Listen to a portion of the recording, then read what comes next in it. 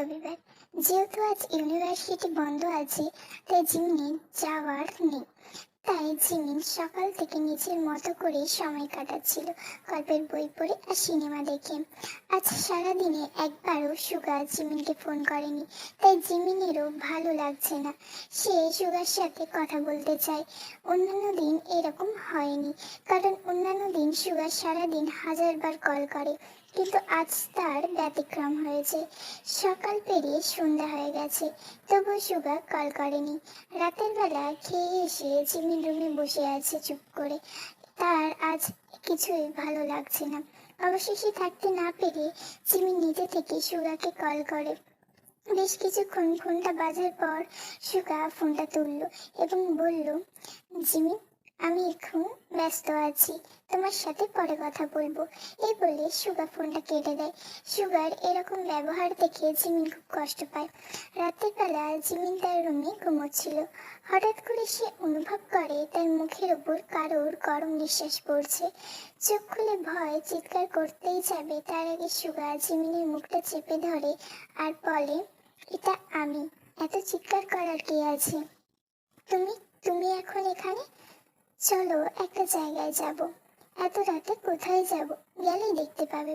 তারপর জিমিন আর সুগা তাদের বাড়ি থেকে গাড়ি নিতে উঠে বসে। সুগা গাড়ি স্টার্ট দেয়। জিমিন আবারও প্রশ্ন করে, আমরা কোথায় যাচ্ছি? একটু পরে দেখতে পাবে গেলেই। জিমিন বুঝতে পারে সুগাকে বলে কোনো লাভ নেই, কারণ সে তাকে কিছুই বলবে না। তাই জিমিনও আর কিছু বলে না, চুপ করে বসে থাকে। বেশ কিছুক্ষণের মধ্যেই তারা একটা ফ্ল্যাটের সামনে চলে আসে। ফ্ল্যাটটা দেখে জিমিন প্রশ্ন করে, এটা কার ফ্ল্যাট? আমার। তারপর তারা ভেতরে প্রবেশ করে। ভেতরটা পুরোই অন্ধকার ছিল। জিমিন খেয়াল করে সুগা তার পাশে নেই, তাই ভয়ে ভয়ে সুগাকে ডাকতে থাকে। হঠাৎ করে বাড়ির সব আলোগুলো জ্বলে ওঠে। জিমিন দেখে খুব সুন্দর করে বাড়িটা সাজানো। ঠিক তখনই পাশ থেকে সুগা বলে ওঠে, হ্যাপি বার্থডে জিমিন। জিমিন তো পুরোই অবাক হয়ে যায়, আর সে ভাবতেও পারেনি সুগা এসব করবে তার জন্য। জিমিন গিয়ে সুগাকে জড়িয়ে ধরে এবং আনন্দে কান্না করে ফেলে। সুগাও জিমিনকে জড়িয়ে ধরে বলে, আরে জিমিন, তুমি কান্না করছো কেন? তুমি প্লিজ কান্না করো না, আজকের দিনটা কান্না করে নষ্ট করো না প্লিজ। তারপর সুগা জিমিনের চোখের জলটা মুছিয়ে দেয় আর জিমিন কেকটা কাটে। আচ্ছা জিমিন, আজ একটা অনুমতি চাইবো তোমার কাছে, তুমি কি দেবে? হ্যাঁ বলুন। আমি আজ একটু বিয়ার খেতে চাই, তুমি কি খেতে পারমিশন দেবে? জিমিন মাথা নাড়িয়ে সম্মতি জানায়। জিমিনের সম্মতি পেয়ে সুগা দুটো বিয়ার বোতল নিয়ে আসে এবং জিমিনের পাশে বসে বসে খেতে থাকে। আর জিমিন একটা মুভি দেখছিল। আচ্ছা, আমি যে আপনার সাথে আছি সেটা তো বাড়ির কেউ জানে না, আমাকে তো বাড়ির লোক খুঁজবে আর চিন্তাও করবে।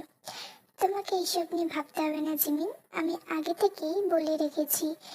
কথা শুনে জিমিন আবার মুভি দেখায় মন দেয়। সুগার খাওয়া দাওয়া শেষ হওয়ার হলে সুগা জিমিনকে বলে, এবার ঘুমাতে চলো, অনেক রাত হয়ে গেছে। তারপর তারা রুমে চলে আসে। রুমে আসার পর জিমিন সুগাকে প্রশ্ন করে, আচ্ছা আমি কোথায় ঘুমাবো? কেন, এত বড় বেড আছে তো? না মানে আমি আর আপনি একসাথে ঘুমাবো। সুগা জিমিনের কাছে এগিয়ে এসে নিজের হাত দিয়ে জিমিনের গালে আলতো স্পর্শ করে জিমিনকে বলে, ভয় নেই তোমার, আমি কিছুই করব না, শুধু তোমাকে জড়িয়ে ধরে ঘুমাবো। আর বিয়ের আগে এরকম রাত কখনোই আসবে না। কথা বলেই সুগা জিমিনের কপালে একটা কিস করে। তারপর তারা বিছানায় এসে পাশাপাশি ঘুমিয়ে পড়ে। সুগা জিমিনকে হাত করে এবং তার গলায় মুখ ডুবিয়ে দেয়। এতে জিমিন কেঁপে ওঠে। সুগা জিমিনের গলা থেকে মুখ তুলে জিমিনের ঠোঁটের সাথে নিজের ঠোঁট মিলিয়ে দেয়। সুগা নিজের জিভ জিমিনের মুখের ভেতরে আবাদে বিচরণ করাতে থাকে। এতে জিমিনেরও খুব ভালো লাগছিল। সুগা জিমিনের ঠোঁটটাকে ততক্ষণই নিজের দখলে রাখে যতক্ষণ না তাদের নিঃশ্বাস নিতে কষ্ট হচ্ছিল। প্রায় 20 মিনিট পর সুগা জিমিনকে ছেড়ে দেয়। তারপর জিমিনের কপালে গাঢ়ভাবে একটা কিস করে ঘুমিয়ে পড়ে। পরের দিন সকালে জিমিনের আগে ঘুম ভাঙে। চোখ খুলে দেখে সুগা তাকে জড়িয়ে ধরে ঘুমাচ্ছে। ঘুমন্ত মুখটা দেখে এক দৃষ্টিতে তাকিয়ে থাকে জিমিন।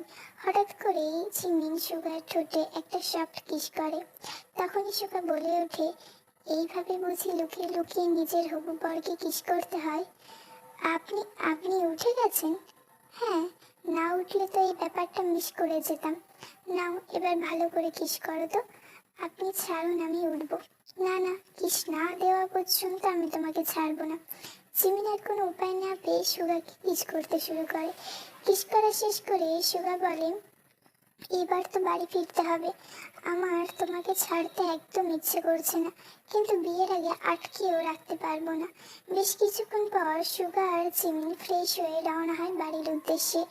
জিমিনের বাড়ির সামনে এসে সুগা বলে, তুমি চলে যাও, আমি আজ আর যাব না তোমাদের বাড়িতে, একটু কাজ আছে। জিমিন ঠিক আছে বলে চলে যায়। বাড়িতে ঢুকে তাকে ইয়ঞ্জনের বকাবকি শুনতে হয়, কেন সে সুগাকে নিয়ে আসেনি। বকা খেয়ে জিমিন তার রুমে চলে যায়। জিমিন সারাদিনটা সুগার কথা ভেবেই কাটিয়ে দেয়। রাতের বেলা রোজ দিনের মতো সুগার সাথে কথা বলে জিমিন ঘুমিয়ে পড়ে। গল্পটা যদি তোমাদের ভালো লেগে থাকে please like, comment, share and subscribe.